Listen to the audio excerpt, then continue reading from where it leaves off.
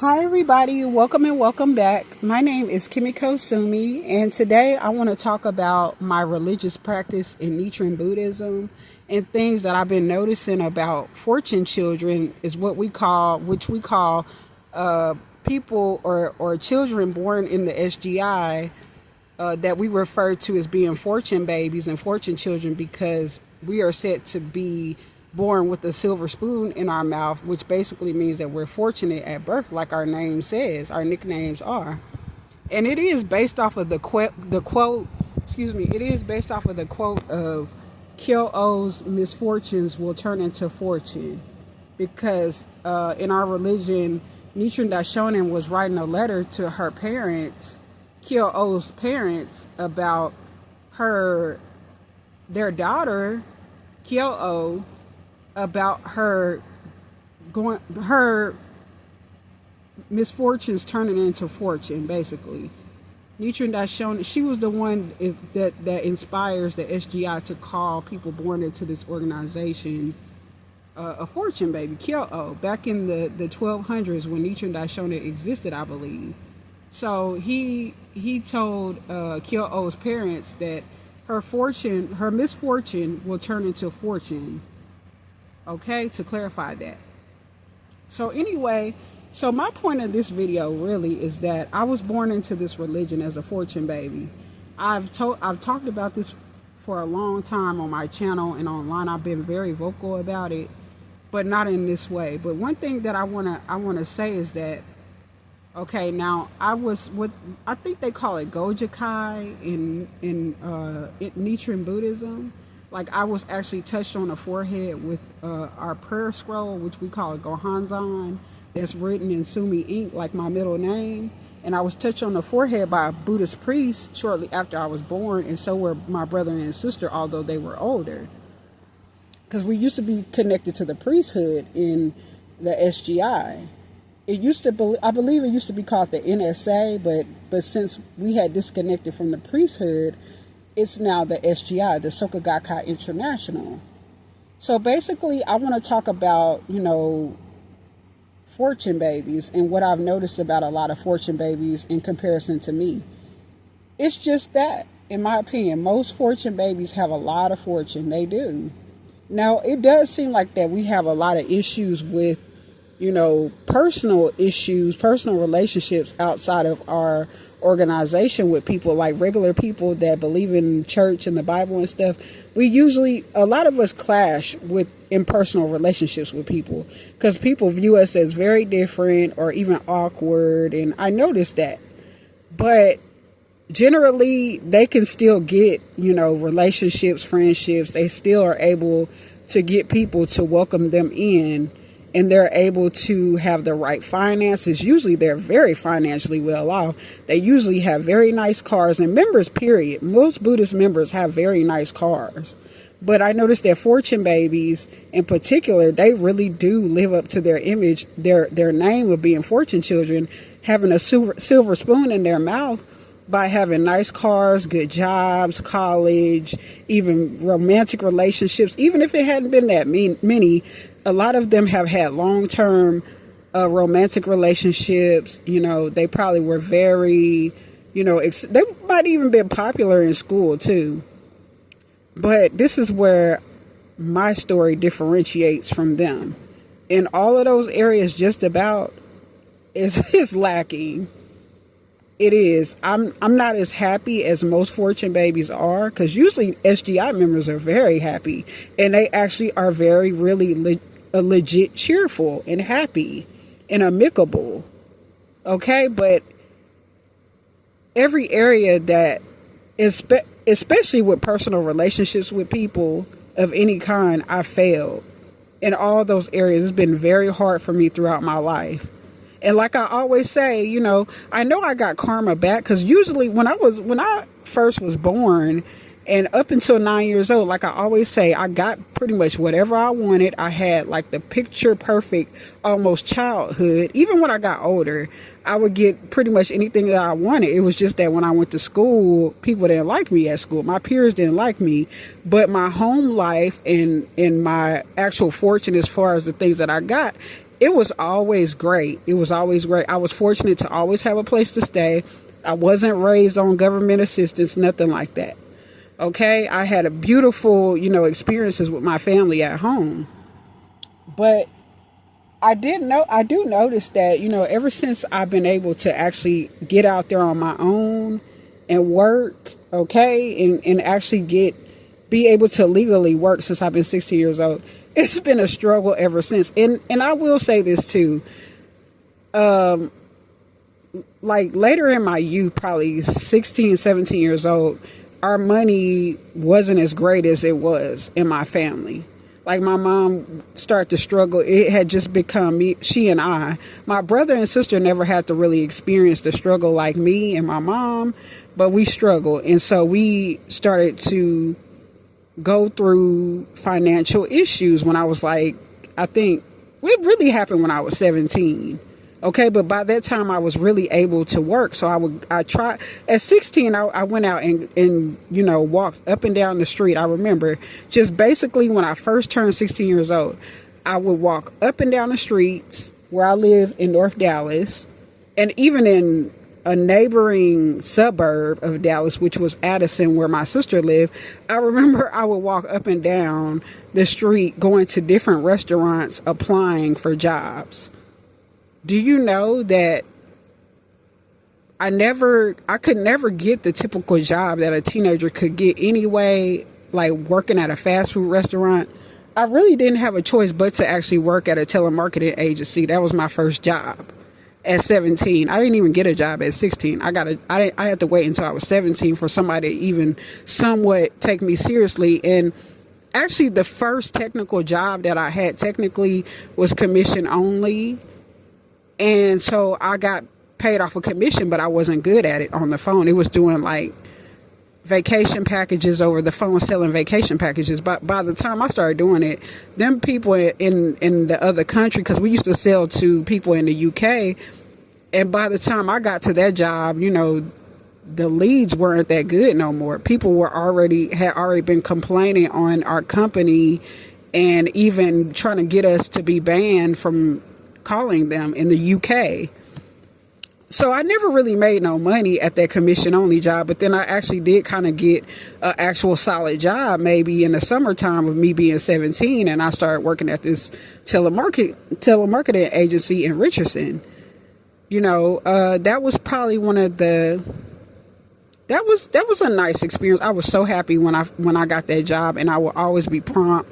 I would show up before everybody, even though I had social anxiety, I was really, a very hard worker. And they even acknowledged that. It's just that I didn't know how to do the job that good. I've always had a history of getting jobs that I never really could do. And they would usually be telemarketing. And if I could do the job, if I did get a job that I could do, when I do get jobs, because I have to jump from jobs to jobs. That's what I have to do. Okay. I don't have the luxury to just keep a consistent job. And I don't get the luxury to have jobs that I would actually be able to keep, consistently anyway, because for some reason people just do not like to hire me on jobs that I could actually be good at. So I would have to jump from jobs to jobs to jobs all the time, and still do. So anyway, back to the fortune baby story. So, my finances have not always been the best like most fortune babies. Most fortune babies, they can afford new cars. They had, like I said, careers. They had might even had, most of them go to college too. Even though I went to community college, most fortune babies have actually went to universities. And we actually do have a university in California, in Aliso Viejo, California, called the Soka University of America. We actually do have a university in Aliso Viejo, California. And that's where a lot of fortune babies, would go after they graduated from high school. And they would usually go straight to a universe, or to Soka, University in particular, because that was very encouraged in our religion. It still is. And it's beautiful, by the way. It's a beautiful campus. And I had dreams of going there too. I wanted to go there too. But, didn't even get a degree, associate's degree in community college. I never finished, but of course you see me, if you know anything about me, you've seen that I've been trying for years to get a degree, and I've had a lot of struggles with even getting back into school because I had issues with my Pell Grants and stuff like that from my academic standing in community college. And a lot of the reason why I've had issues or had my GPA go down is because of my mental illness. I wasn't very coherent enough. I wasn't very focused enough because I had social anxiety. So my GPA went down and I lost my Pell Grant a long time ago. To this day, it's still behind. And although I've paid for classes and stuff recently, I still have an issue with grasping the course material because I have voices going through my head all the time. It's hard to concentrate. And I'm not saying that that's an excuse, because you can make the impossible become possible. That's an excuse. If you really want something, you will do whatever you can to get it, period. Okay? And that goes with anything. So that's a cop-out right there with me, I feel. Okay? And I've proven that even with mental illness, the several mental illnesses that I have, I've still been able to almost miraculously overcome certain things that a lot of people wouldn't be able to do with my situation.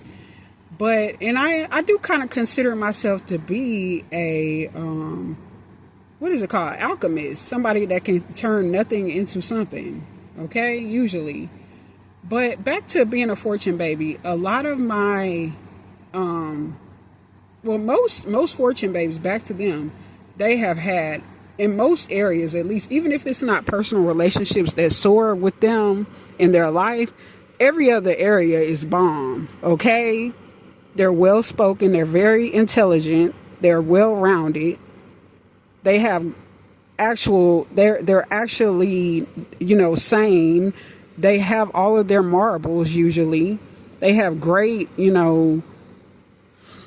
they have great, just different things. They've been so fortunate in so many ways. I noticed that about fortune babies. Okay. And I'm not saying that I'm just so misfortunate, but I'm just saying that I noticed me in comparison to all the fortune babies I've seen, or even most, at least most, they be having it going on in comparison to me. But, I kind of understand why too, because it probably just might be that my karma is so heavy, and that might be something, the reason why I was born into this practice. Because, by the way, we choose to be born into this practice too, and we choose to discover this faith, or what I've been told throughout the years. We chose this to embrace the Lotus Sutra so we could show other people that the impossible can be made possible. We are used as a sacrifice, or used as an example to show that this Gohanzan works, our Buddhist practice works. And I do believe it, because I have improved in a lot of areas that I don't notice as much as maybe other people. Like with my weight, even how I talk and act now. My, confidence, and even my alertness. I was looking at old videos of me on my old Facebook pages, and I was like, wow, I'm so different. Even my mannerisms, my demeanor is a lot different. Even though I still have limitations with schizophrenia and different, mental illnesses, I noticed that I'm way more alert than what I used to be. I'm not as slow talking as I used to, because I used to talk very slow. I used to be out of it. But that was for a while, actually. It was off and on for a while. But this is really the best that I've ever really done mentally in years overall. Okay? And I will say that I am a very late bloomer. I'm not like most fortune babies, because most fortune babies, although they, like I said, might have obstacles more so than even the average person, most of the areas of their life they actually are very fortunate in, including more so financially, but just basically any area, even relationships. Even though, like I said, our personal relationships with the outside of the SGI, they usually can kind of be a little difficult with the average person that doesn't practice Nichiren Buddhism like us. But in my life, it's been challenges in all aspects. Like, I have really really gone through a lot of stuff that most people would and the average fortune baby would never ever know that life, and I'm glad they won't. And I chant that they won't have to experience nothing that I've ever had to experience. In fact, I don't want nobody to experience the things that I've had to experience, because I have been abused by this world. Don't get me wrong, the SGI has really been very accepting of me for the most part. And even if somebody was not being so nice, they're not like the rest of the world. They're not like the outside of the world. Maybe because we understand the strict law of cause and effect and karma a lot better than the average person. And we know that what we put out, we shall get back. And I do, like I said, I will go back to when I was 9. Before I was 9 and started picking up weight, having skin problems, not hair problems, but skin problems and weight issues, and my appearance started to change around 9 years old, and different things, moving around to different, schools and stuff like that, and always being a new kid in school. I remember, like I said, I reflect back on that, and I wonder, maybe if I wasn't so mean to the kids in Richardson, maybe I would have probably not had it so rough, especially at this time in my life. And I do look back, I'm like, I wish I wouldn't have treated them that way. I wish that I was more grateful that they were being nice to me. Okay, because it has not been very nice. Nothing like, and mind you, that was back in the 90s where most people were very well behaved. But like I always say, when about 1997 came about, I even have a video about that. Around when 1997 came about, that's when my physical appearance started to change, and it just seemed like the whole world started to look not as polished, or even the pictures themselves, they weren't as like innocent and pure as they once had been. It seemed like it happened overnight when they changed from the instant Polaroid camera to the disposable ones that you could get at Walgreens back in the day. It seemed like the actual people in the picture like changed from night and day, and not just the quality of the picture itself. Like that happened. Don't get me wrong, like now it seems like people, like they pictures really look very vibrant, but it's still something very unhappy about a lot of people in pictures. I'm going off into something else, but I've been noticing that too. Like people have improved on their makeup and the way that they do don't get me wrong, 90s fine is a real thing, but I do notice that the makeup and the hair and the clothes have improved greatly. But it's not happiness. It's not that purity in their eyes. It's like a lot of these people are possessed, and and I keep at a far distance from them. Regardless, I've been doing it for years because I don't trust people like that, especially in offline. I don't. And if I do talk to people, they will be a part of the SGI. If I ever try to really have a conversation with somebody in real life, it will actually be the SGI or my parents themselves, or my mother in particular. I don't rock with people outside the SGI or my family really that much offline at all. No. And if I do talk to people aside from my family or the SGI in person, it's only because I have no choice and I'm just doing business. But other than that, I avoid them. And I know they're online too, but that I do like them online. I'm not going to even lie. I will watch them, not actually like them, but they're more, I don't know, entertaining and it's more comfortable and safer. Not because I feel like, well, that too, I do feel like that they are violent in real life too, offline. Real life is everywhere, but offline. But I do feel a lot safer. Like they can't manipulate me as best as they could, as best as they can, maybe if I welcome them in offline. Like they can't get to me as great. Like, don't get me wrong, people can find where you at, even if you don't show your location. But it seems way safer, and it's easy to block people out easier online, even though they are the same people offline too. I mean, like there's not just two different sets of people, one online and one. No, there's the same people, vice versa. But it's just that I prefer to see them on the internet from a safe distance. And even when I do go outside and want to be around people, I just observe them most of the time. I don't really talk to them because I refuse. Because it's a lot of people that got games up their sleeves, and honestly, I do not trust people. I don't trust them online either. That's why I don't even have my inbox messages open to anybody no more online, because I've had a horrendous experience with being too nice to people in my inbox. It has not been a nice experience ever since when I was being too nice to them people. I don't care who it was. It just seemed like my life was it just seemed like it was just funny, that like they knew that they could, I don't know, oh, she's being so nice and I get to play with her hair.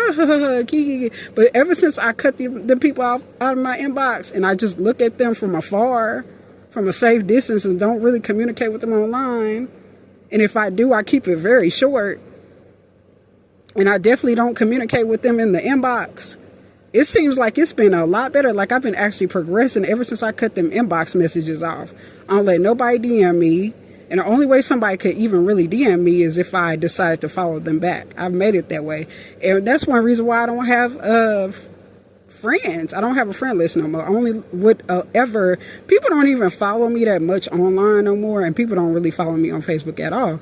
But I damn sure ain't going to be nobody's friend intentionally or even really follow them back, because I'm afraid that they might have access to my inbox that way. And I can't let people be in my inbox, especially those that I don't trust.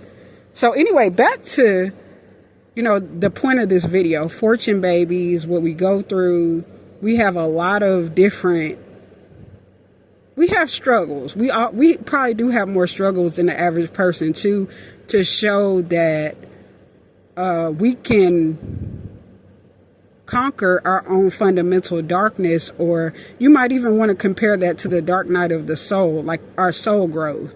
We can show that we can become enlightened with our Buddhist practice despite all the odds stacked against us. We are, as fortune babies, were born to show that this practice actually does work. Miracles. Actually, it's a miracle mantra, Nam Myo Horenge Kyo and Gong Yo. That's a longer prayer that we do twice a day, along with our Daimoku, which is Nam Myo Horenge Kyo, which once again, you saw Angela Bassett chanting those words on What's Love Got to Do with It years ago. Everybody know that movie. Everybody know, especially if you're black, you know about that movie, And that's exactly how we act in the SGI. You know her friend that introduced her in the movie, which was Vanessa Bell Calloway? We talk just like that in the SGI. Well, especially the black members. It's just like that. It's actually just like that. We cuss, all of that. But we're still, careful with how we treat people. We know about karma, cause, and effect. We know that you can be down to earth. You can be you can relate to people without being rude. You can, you can be relatable, but you don't, you can do it with tact still. You can be playful, but not in a mean, cruel way. No. But even though she did get her feeling, Angela Bassett as Tina Turner, you saw her feelings get hurt. And then, her friend that was Vanessa Bell Calloway's, her friend that played Vanessa Bell Calloway played her friend in that movie that introduced her to the practice.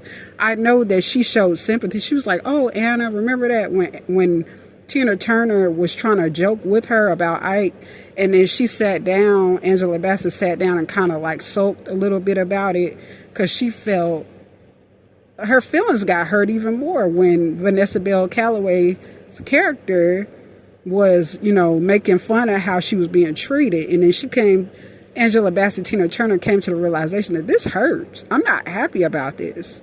And that's when her friend sympathized with her and introduced her to this Buddhist practice that works so good. And you do see that Tina Turner shifted that for the better. Before Tina Turner passed away, she was living in Switzerland. She had a husband, and she was very happy. You never seen nothing really bad talked about her with. You never seen anything, heard nothing about her really doing anything really bad. Now, I do know about Randy Jackson. I do know about that, where he got shot in his ass or whatever. I remember that. But no offense to the Jacksons, by the way. No offense, because I love them.